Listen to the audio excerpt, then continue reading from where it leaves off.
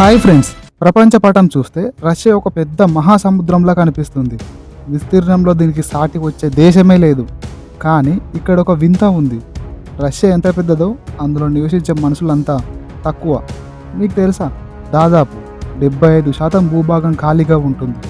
ఇక్కడ మనుషులు ఉండరు, కేవలం మంచు మరియు అడవులు మాత్రమే ఉంటాయి. అసలు రష్యాలో జనాభా అంతా ఒకే వైపు ఎందుకు పేరుకుపోయింది? మిగిలిన ప్రదేశంలో ఎందుకు ఉండలేకపోతున్నారు?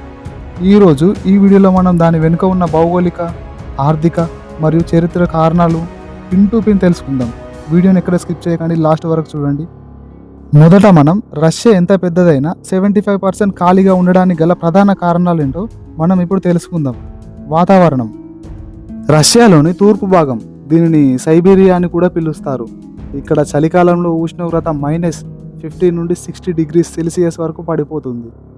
ఇక్కడ పార్మాఫ్రస్ట్ అనే పరిస్థితి ఉంటుంది. అంటే ఇక్కడ నేల సంవత్సరం అంతా గడ్డ కట్టుకుపోయి ఉంటుంది. దీని వలన 2 సమస్యలు ఉంటాయి. ఈ సమస్యల్లో ప్రధాన సమస్య వ్యవసాయం చేయడానికి ఆ నేల అసాధ్యం అన్నమాట. నేలలు రాయిలా గట్టిగా ఉండడం వల్ల మొక్కలు పెరగవు. ఆహారం పండని చోట జనాభా ఎలా ఉంటుంది? రెండవది, నిర్మాణం కష్టం. గడ్డ కట్టిన నేల మీద ఇల్లు లేదా ఫ్యాక్టరీ కడితే వేసవిలో పైనున్న కొంచెం మంచు కరిగినప్పుడు ఆ నేల బురదగా మారుతుంది. దీనివల్ల పెద్ద పెద్ద భవనాలు కుంగిపోతాయి. అందుకే సైబీరియా నగరాల నిర్మాణం చాలా ఖర్చుతో కూడుకున్న పని. రష్యాను మనం 2 భాగాలుగా చూడాలి. ఒకటి యూరోపియన్ రష్యా, రెండోది ఆసియా రష్యా. ఈ రెండింటి మధ్య యూరల్ పర్వతాలు వేరు చేస్తాయన్నమాట. పశ్చిమ వైపు అంటే యూరోపియన్ భాగం సైడు వాతావరణం కొంచెం అనుకూలంగా ఉంటుంది. ఇక్కడ వర్షాలు పడతాయి, భూమి సారవంతంగా ఉంటుంది. మాస్కో వంటి పెద్ద నగరాన్ని ఇక్కడే ఉన్నాయి. కానీ తూర్పు వైపు వెళ్లే కొద్దీ సముద్రం నుంచి వచ్చే వెచ్చని గాలులు ఈ పర్వతాల వల్ల ఆగిపోతాయి. దీనివల్ల సైబీరియా ప్రాంతం ఒక ఐస్ బాక్స్లో మారిపోతుంది. ప్రజలు ఎప్పుడు సుఖంగా వెచ్చగా ఉండే చోట ఉండాలనుకుంటారు. అందుకే రష్యా జనాభా అంతా పశ్చిమ సరిహద్దుల వైపు ఎక్కువగా ఉంటుంది. ఒకే చోట మనుషులు ఉండాలంటే రోడ్లు, రైళ్లు, కరెంటు ఉండాలి. రష్యాలోని ఖాళీ ప్రదేశాల్లో కొన్ని వేల కిలోమీటర్లు అసలు రోడ్లే ఉండవు. సైబీరియాలో ఉన్న ఏకైక ప్రధాన మార్గం ట్రాన్స్ సిబియర్ రైల్వే. ఈ రైలు మార్గానికి ఇరువైపులా మాత్రమే చిన్న చిన్న గ్రామాలు ఉంటాయి.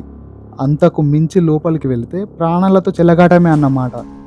అంతేకాకుండా రష్యాలో ఎన్నో భారీ నదులున్నాయి. ఓబి, లీనా వంటి కొన్ని నదులు మంచు కారడం వల్ల ఏర్పడినవి. కానీ ఇవి ఉత్తర దిశగా అంటే అట్లాంటిక్ సముద్రం వైపు ప్రవహిస్తాయి. శీతాకాలంలో ఈ నదులు పూర్తిగా గడ్డ కడతాయి. దీనివల్ల నీటి రవాణా కూడా సాధ్యం కాదు.